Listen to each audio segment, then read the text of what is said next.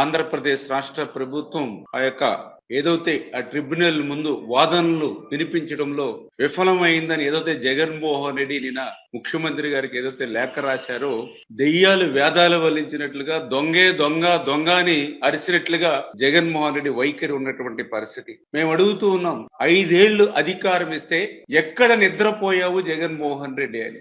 5 ఏళ్లు అధికారం ఇస్తే ఏదైతే ఈ రోజు జల వనరుల మీద నువ్వు చూపిస్తున్నటువంటి కపట ప్రేమ 5 ఏళ్ల పరిపాలనలో ఏమైంది అని చెప్పి జగన్మోహన్ రెడ్డిని ప్రశ్నిస్తూ ఉన్నాం. ఎంతో రాష్ట్ర ప్రగతికి కీలకమైనటువంటి నీటి వనరులన్నీ కూడా నీ హయాంలో నిర్వీర్యమైపోయినటువంటి పరిస్థితి అవునా కాదా అని చెప్పి ఈరోజు జగన్మోహన్ రెడ్డిని ప్రశ్నిస్తూ ఉన్నటువంటి పరిస్థితి. ఆంధ్రప్రదేశ్ రాష్ట్రానికి ఒక జీవనాడి పోలవరం, రాయలసీమ, ఉత్తరాంధ్రకు కీలకమైనటువంటి ప్రాజెక్టులు ఎన్నో నీ యొక్క ధ్వంసానికి బలైపోయి ఆ ప్రాజెక్టులన్నీ కూడా పడుకున్నటువంటి మాట వాస్తవమా కాదా? నీ తిరోగమన పాలన వల్ల 20 సంవత్సరాలు వెనక్కి ఆంధ్రప్రదేశ్ రాష్ట్ర ప్రాజెక్టులన్నీ కూడా వెళ్లిపోయినటువంటి పరిస్థితి వాస్తవమా కాదా అని చెప్పి ఈ రోజు జగన్మోహన్ రెడ్డిని ప్రశ్నిస్తున్నామని చెప్పి తెలియజేస్తూ ఉన్నా.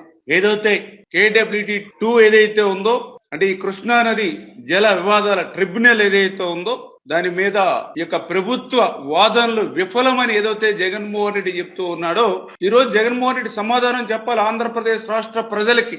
ఏదైతే ఈ యొక్క కృష్ణా నది జల వివాదాల ట్రిబ్యునల్ 2 వేయడానికి కారకుడు జగన్మోహన్ రెడ్డి కాదా? ఈ రోజు సమాధానం చెప్పాలి. ఏదైతే ఈ KWT2 ఏదైతే ఉందో ఇది తీసుకురావడానికి జగన్మోహన్ రెడ్డి కారణమా కాదా? ఈ రోజు ఆంధ్రప్రదేశ్ రాష్ట్ర ప్రజలకు సమాధానం చెప్పవలసినటువంటి అవసరం ఉంది.